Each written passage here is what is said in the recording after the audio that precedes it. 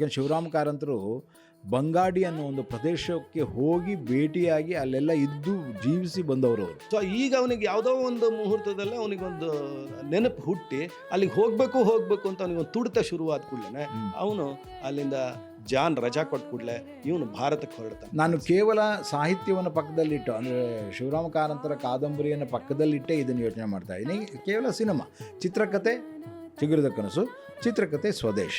So ಇಲ್ಲೇನಾಗುತ್ತೆ ಅಂದರೆ ಮೋಹನನ ಸಂದರ್ಭದಲ್ಲಿ ಸ್ವದೇಶ್ ಸಂದರ್ಭದಲ್ಲಿ ದೂರವಾಣಿ ಸಂಪರ್ಕ ಇದೆ. ಹೌದು, ಅಲ್ಲಿ ಪೋಸ್ಟ್ ಆಫೀಸಲ್ಲಿದೆ ದೂರವಾಣಿ. ನಾಗಾಭರಣ ಆವರಣ, ನಾಗಾಭರಣ ಆವರಣ. ಸೊ ಮೊದಲನೇದಾಗಿ ಶೀರ್ಷಿಕೆಯಿಂದ ಪ್ರಾರಂಭ ಮಾಡೋಣ. ಏನದು? ನಿಮ್ಮ ಕನಸು ಚಿಗುರಿದ ಕನಸು, ಅದು ಶೀರ್ಷಿಕೆ. ಈ ಶೀರ್ಷಿಕೆಯನ್ನು ನಾವು ಕಿವಿಯಿಂದ ಕೇಳಿದಾಗ, ನೋಡಿದಾಗ, ಸಿನಿಮಾ ನೋಡಿದಾಗ ಏನು ಅನಿಸುತ್ತೆ ಅನ್ನೋದು ಒಂದು ಮುಖ್ಯವಾದ ಅಂಶ. ಅಲ್ಲಿ ಈ ಚಿಗುರಿದ ಕನಸು, ಚಿಗುರುತೋ ಮತ್ತದು ಕನಸು, ಏನದು ಕನಸು, ಪ್ರೇಕ್ಷಕರಲ್ಲಿ ಕನಸು ಏನು ಅನ್ನೋ ಕುತೂಹಲ ಮೂಡಿಸುತ್ತೆ. ಶೀರ್ಷಿಕೆ ಕೇಳ್ತಾ ಇರಲಿಕ್ಕೇನೆ, ನೋಡ್ತಾ ಇರಲಿಕ್ಕೇನೆ, ಏನೇನೋ ಚಿತ್ರದಿಂದ ಮಾಡಿರ್ತೀವಿ, ಆಮೇಲೆ ಚಿತ್ರ ನೋಡೋಕೆ ಆಮೇಲೆ ಬರ್ತೀವಿ. ಅದಕ್ಕೆ ಮೊದಲೇ ನಮಗೆ ನೋಡಿದ ತಕ್ಷಣ ಅಂತಕ್ಕಂತಹ ಒಂದು ಇಮಿಡಿಯೇಟ್ ಇದೇನಿದೆಯಲ್ಲ, ಅದು ಒಂದು ಕುತೂಹಲ, ಏನು ಕನಸಿರಬಹುದು, ಹಾಗಾದರೆ ಹೋಗಿ ಸಿನಿಮಾ ನೋಡೋಣ ಅಂತಕ್ಕಂಥ ಒಂದು ಭಾವನೆ ಉತ್ಪತ್ತಿ. ಇನ್ನು ಸ್ವದೇಶ್ ಅನ್ನೋದು ಶೀರ್ಷಿಕೆ ಹಿಂದಿಯಲ್ಲಿ.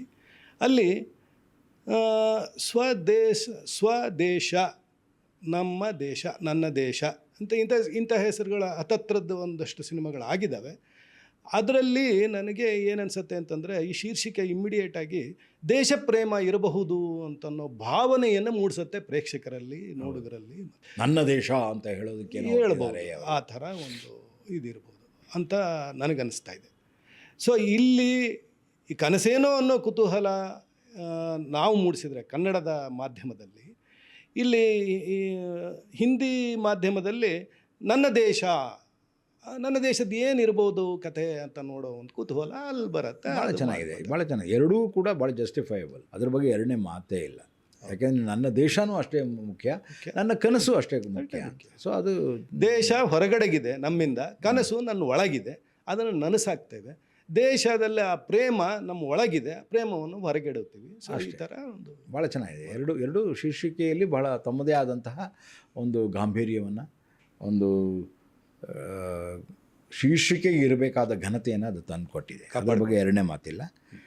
ಅದರ ನಂತರದಲ್ಲಿ ಅಲ್ಲಿ ಏನಾಗುತ್ತೆ ಮತ್ತು ಇಲ್ಲಿ ಏನಾಗುತ್ತೆ ಅನ್ನೋದನ್ನು ಈಗ ಭಾಳ ಸೂಕ್ಷ್ಮವಾಗಿ, ಸುಮ್ಮನೆ ಜನರಲ್ ಆಗಿ ಹೇಳೋದಾದರೆ, ಬಿಗಿನಿಂಗಲ್ಲಿ ಏನದು ಎಲೆಕ್ಟ್ರಿಸಿಟಿ ಏನೇನೋ ಇದೆಯಲ್ಲ ಇದೆ. ಇಲ್ಲಿ ನಿಮ್ಮ ಸಿನಿಮಾದಲ್ಲಿ ಪದವೀಧರ ಶಂಕರ್ ಬಂಗಾಡಿ ದಿಲ್ಲಿಯಿಂದ ತನ್ನ ಜನ, ತನ್ನ ಊರು, ತನ್ನ ನೆಲೆ, ತನ್ನದೇ ಆಗಿರ್ತಕ್ಕಂಥ ಮೂಲ, ಆ ಬೇರು, ಅದನ್ನು ಹುಡುಕೋ ತುಡಿತದಿಂದ ಅವನೇನು ಮಾಡ್ತಾನೆ ಅಂದರೆ, ದಕ್ಷಿಣ ಕನ್ನಡ ಜಿಲ್ಲೆಯ ಹಳ್ಳಿಗೆ ಬಂದು, ಅದು ಬಂಗಾಡಿ, ಅಲ್ಲಿಗೆ ಬಂದು ಅಲ್ಲಿ 2 ತಲೆಮಾರಿನ ಹಿಂದಿನ ಅಜ್ಜಿಯನ್ನು ಕಂಡು, ಆ ಅಜ್ಜಿ ತನ್ನ ಗತಕಾಲದ ಮನೆ ಭೂಮಿ ರೂಢಿಸೋ ಶಂಕರ ಅಂತ ಹೇಳಿದರೆ, ಆವಾಗ ಅವಳ ಆಸೆಯಂತೆ ದಟ್ಟ ಕಾಡಿನ ಮಧ್ಯದ ಹಳ್ಳಿಯಲ್ಲೇ ಬದುಕು ಕಟ್ಕೊಳ್ತಾನೆ. ಇಲ್ಲಿ ಮೋಹನ್ ಭಾರ್ಗವ ಅಮೇರಿಕಾದ ನಾಸಾ ವಿಜ್ಞಾನಿ, ಅವನು ಕೂಡ ಅಲ್ಲಿ NRI, ಅವನು ಮೋಹನ್ ಭಾರ್ಗವ NRI. ತನ್ನ ಸಾಕಿದ ಅಮ್ಮನ ನೆನಪಿನಿಂದ, ಅವನು ಸಣ್ಣವನಿದ್ದಾಗ ಅವನು ಸಾಕಿರ್ತಾಳೆ, ಅಂದರೆ ಆ ನೆನಪಿನಿಂದ ವ್ಯಾಪಾರ ಭೇಟಿ, ಬಿಸ್ನೆಸ್ ಟೂರ್ ಅಂತೀವಲ್ಲ, ಹಾಗೆ ಅವನು ನಾಸಾದಿಂದ ಇಲ್ಲಿ ಭಾರತಕ್ಕೆ ಬರೋ ಒಂದು ಸಾಹಸ ಮಾಡ್ತಾನೆ. ಅಲ್ಲಿ ವ್ಯಾಪಾರಿ ಭೇಟಿ ಮೇಲೆ ಭಾರತದ ಚರಣ್ಪುರ್ ಅಂತ ಒಂದು ಹಳ್ಳಿಗೆ ಬರ್ತಾನೆ. ಬಂದು ಅಪ್ಪ ಅಮ್ಮ ಇಬ್ಬರು ಇರಲ್ಲ, ಅವನಿಗೆ ಒಂಥರ ಅನಾಥ. ತನ್ನನ್ನು 2ನೇ ವರ್ಷದಿಂದ 17ನೇ ವರ್ಷದವರೆಗೂ ಸಾಕಿರ್ತಾಳೆ. ಅವಳು ಕಾವೇರಿ ಅಮ್ಮ ಅಂತ. ಕಾವೇರಿ ಅಮ್ಮ, ಆಕೆ ಹೆಸರು ಕಾವೇರಿ ಅಮ್ಮ.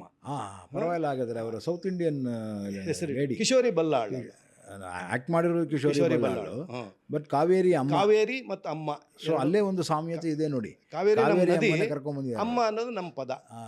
ಸರಿ. ಎಲ್ಲಿ ಸೊ ಸಾಕಿದವಳನ್ನು ಅಮೇರಿಕಕ್ಕೆ ಕರೆದೊಯ್ಯುವ ಯತ್ನ ಮಾಡೋ ಪ್ರೋಸೆಸ್ಸಲ್ಲಿ ಸಮಾಜ ಬದಲಾವಣೆ, ಹಳ್ಳಿ ಬೆಳವಣಿಗೆ ಅಗತ್ಯಗಳನ್ನು ಪೂರೈಸ್ತಾ ತನ್ನ ಹಳ್ಳಿಗೆ ಬಂದು ಸೇರ್ತಾನೆ.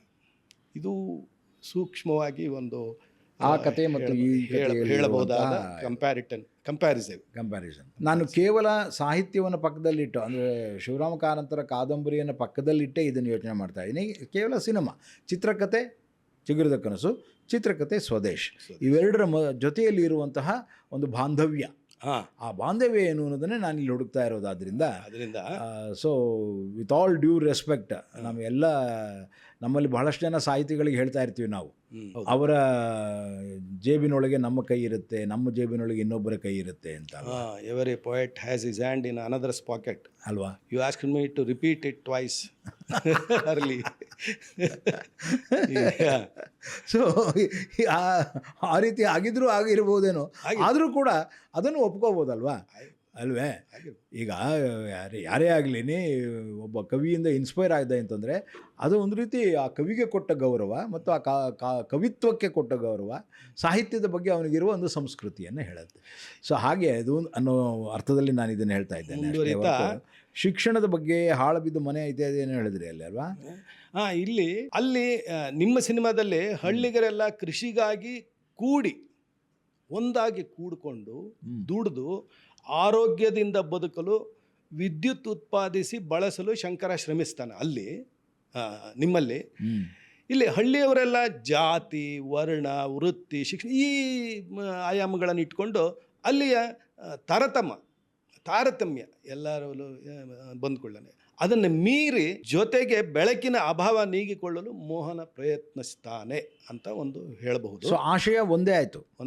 ಒಂದಲ್ಲ ಒಂದು ರೀತಿಯಲ್ಲಿ ಆಶಯ ಎರಡು ಇದರಲ್ಲಿ ಒಂದೇ. ಅಲ್ಲಿ ಆಗಿನ ಕಾಲಘಟ್ಟದಲ್ಲಿ ಇದ್ದಂತಹ ಸನ್ನಿವೇಶಗಳು ಈಗಿನ ಕಾಲಘಟ್ಟಕ್ಕೆ ಬೇಕಾದಂತಹ ಸನ್ನಿವೇಶಗಳನ್ನು ಅವರು ರೂಢಿಸ್ಕೊಂಡಿದ್ದಾರೆ ಅಷ್ಟೇ ಹೊರತು ಆಶಯ ಒಂದೇ. ಅಲ್ಲಿ ಹಾಳುಬಿದ್ದ ಭೂಮಿ, ಮನೆ, ಕುಟುಂಬದ ವಾಸ್ತವ ವಾರಸುದಾರರಿಗೆ ಶಂಕರನ ಪ್ರಯತ್ನದಿಂದ ದಕ್ಕತ್ತೆ. ಇಲ್ಲಿ ಜಾತಿ, ವರ್ಣ, ತಮ್ಮ ಪಂಚಾಯಿತಿ ವ್ಯವಸ್ಥೆ ಮೀರಿ ಹಳ್ಳಿಯ ಎಲ್ಲರಿಗೂ ಶಿಕ್ಷಣ, ಬೆಳಕು ಲಭಿಸುತ್ತೆ ಅಷ್ಟೇ ಅಲ್ವಾ? ಒಟ್ಟಿನಲ್ಲಿ ಎರಡೂ ಥಾಟ್ ಪ್ರೋಸೆಸ್ ಸೇಮ್. ಹಾಗಾಗಿ ಯಾವುದೇ ಒಂದು ರೀಮೇಕ್ ಅನ್ನೋದನ್ನು ನಾವು ಸರಿಯಾಗಿ ಬಳಸದೇ ಇದ್ರೂ ಕೂಡ ಆ ಸ್ಫೂರ್ತಿ ತೊಗೊಂಡಾಗ ಅದನ್ನು ಹಾಗೆ ಮಾಡೋಕ್ಕಾಗಲ್ಲ, ಅದು ಕಾಪಿ ಆಗಿಬಿಡುತ್ತೆ. ನೋಡಿದವ್ರು ಹೇಳ್ತಾರೆ, ಅದೇ ಸೀನ್ ಹಂಗಂಗೆ ಹಾಕ್ಬಿಟ್ಟಿದಾರಲ್ಲ ಸರ್ ಅಂತ. ಅದಕ್ಕೊಂದು ಸಣ್ಣ ಚೇಂಜಸ್ ಇರುತ್ತೆ, ಬಟ್ ಮೂಲ ಸೆಲೆ ಒಂದೇ ಆಗುತ್ತೆ. ಇಲ್ಲೂ ಹಾಗೆ ಆಗ್ತಾ ಇದೆ ಅಲ್ವೇ? ಸೊ ಈಗ ಮತ್ತೊಂಚೂರು ಮುಂದುವರೆದ್ರೆ, ನೀವು ಇಟ್ಕೊಂಡಿರೋ ಪರಿಸರ ಮತ್ತು ಅದರಲ್ಲಿ ಇದರಲ್ಲಿ ದೂರವಾಣಿ ಸಂಪರ್ಕ ಇಲ್ಲ, ನಮಗಾಗಿ ಫೋನ್ ಇರಲಿಲ್ಲ. ಆಮೇಲೆ ಟಿವಿ ಇರಲಿಲ್ಲ, ರೇಡಿಯೋ ಅದು ಇದು ಏನು ನಾವೇನು ರೇಡಿಯೋ ತೋರಿಸೂ ಇಲ್ಲ ನಾವು. ಪತ್ರ ವ್ಯವಹಾರ ಇಲ್ಲ. ಹೌದು, ಅಂದರೆ ಒಂಥರ ಲೆಟರ್ ಬರೆದು ವೆಯ್ಟ್ ಮಾಡಿ ಮುಖತಃ ಭೇಟಿ. ನಾವು ಹೋಗಿದ್ದ ಜಾಗ ಆ ರೀತಿದು. ಯಾಕೆಂದ್ರೆ ಶಿವರಾಮ ಕಾರಂತರು ಬಂಗಾಡಿ ಅನ್ನೋ ಒಂದು ಪ್ರದೇಶಕ್ಕೆ ಹೋಗಿ ಭೇಟಿಯಾಗಿ ಅಲ್ಲೆಲ್ಲ ಇದ್ದು ಜೀವಿಸಿ ಬಂದವರು. ಅವರು ಯಾವುದೇ ಕಾದಂಬರಿ ಬರೀಲಿ, ಆ ಕಾದಂಬರಿಯಲ್ಲಿ ಅವರು ಸ್ವಂತ ಅನುಭವದ ಜೊತೆಯಲ್ಲಿ ಸ್ವಂತ ಪರಿಸರದ ವೀಕ್ಷಣೆ ಇಲ್ಲದೆ ಏನೂ ಬರೋದಿಲ್ಲ. ಹಾಗಾಗಿ ಅವರು ಬಂಗಾಡಿ ಅಂತ ಬರೆದ ಕೂಡಲೇ ನಾವು ಹುಡ್ಕೊಂಡು ಹೋದ್ವಿ ಬಂಗಾಡಿಗೆ. ಅದು ಹಾಗೇ ಇತ್ತು. ಅದು ಅವ್ರು ಯಾವ ರೀತಿಯಲ್ಲಿ ಕಾದಂಬರಿಯಲ್ಲಿ ಡೀಟೇಲ್ಸ್ ಇತ್ತೋ ಲಿಟ್ರಲಿ ಹಾಗೆ ಇತ್ತು. ಅದಕ್ಕಿನ್ನೂ ಫೋನು, ಟೆಲಿವಿಷನ್ ಇವೆಲ್ಲ ಒಂದೊಂದಾಗಿ ಇನ್ನೂ ಎಲೆಕ್ಟ್ರಿಸಿಟಿ ಬಂದಿತ್ತು ಅಷ್ಟೇ. ಯಥಾವತ್ತು ಅದೇ. ಸೊ ಇಲ್ಲೇನಾಗತ್ತೆ ಅಂದರೆ, ಮೋಹನನ ಸಂದರ್ಭದಲ್ಲಿ, ಸ್ವದೇಶ್ ಸಂದರ್ಭದಲ್ಲಿ ದೂರವಾಣಿ ಸಂಪರ್ಕ ಇದೆ. ಹೌದು, ಅಲ್ಲಿ ಪೋಸ್ಟ್ ಆಫೀಸಲ್ಲಿದೆ ದೂರವಾಣಿ.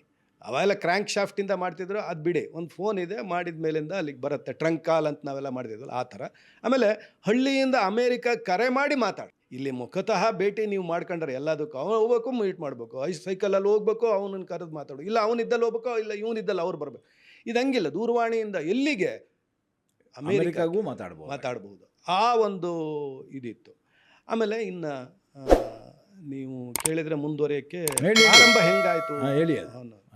ಈಗ ನೀವು ಪ್ರಾರಂಭಕ್ಕೆ ಬನಾರಸ್ ವಿಶ್ವವಿದ್ಯಾಲಯದಲ್ಲಿ ಪದವಿ ಪ್ರದಾನ ಮತ್ತು ಪ್ರಮಾಣ ಸ್ವೀಕಾರ, ಆಮೇಲೆ ಪ್ರಮಾಣ ಬೋಧನೆ ಮತ್ತು ಪ್ರಮಾಣ ಬೋಧನೆಯ ಅನುಕರಣೆ, ಈ ಫಾರ್ಮೆಟ್ಟಲ್ಲಿ ನೀವೇನು ಮಾಡಿದ್ದೀರಾ, ಒಂದು ಕಾನ್ವೊಕೇಶನನ್ನು ಇಟ್ಕೊಂಡು ಅವರು ಪ್ರಮಾಣ ಮಾಡುವ ವಿದ್ಯಾರ್ಥಿಗಳು ಪದವೀಧರರು ತಾವು ಕಲಿತದ್ದನ್ನು ಸಮಾಜದ ಏಳಿಗೆಗೆ ಬಳಸುವ ಪ್ರಮಾಣ ಮಾಡ್ತಾರೆ. ಹೌದು, ಅದು ಬಹಳ ಮುಖ್ಯವಾಗಿದೆ. ಹೌದು, ಹೌದು. ಬರೀ ಓದೋದಷ್ಟೇ ಅಲ್ಲ, ಓದೋದಲ್ಲ, ಅದನ್ನು ಹೇಗೆ ಅದನ್ನ- ಸಮಾಜಕ್ಕೆ ಕೊಡಬೇಕು ಅಂದರೆ ಕೆರೆಯ ನೀರನ್ನು ಕೆರೆಗೆ ಚೆಲ್ಲಿ ಅಂತ ಇಲ್ಲಿಂದ ಪಡ್ಕೊಂಡಿದ್ದನ್ನು ನಾವು ವಾಪಸ್ ಕೊಡಬೇಕು. ಹೌದು. ಸೊ ಆ ಲೆಕ್ಕದಲ್ಲಿ ತಾವು ಕಲಿತದ್ದನ್ನು ಸಮಾಜದ ಏಳಿಗೆಗೆ ಬಳಸುವ ಪ್ರಮಾಣ ತಗೊಳ್ತಾರೆ, ಪದವೀಧರರು ಭಾಗಿಯಾಗಿರ್ತಾರೆ.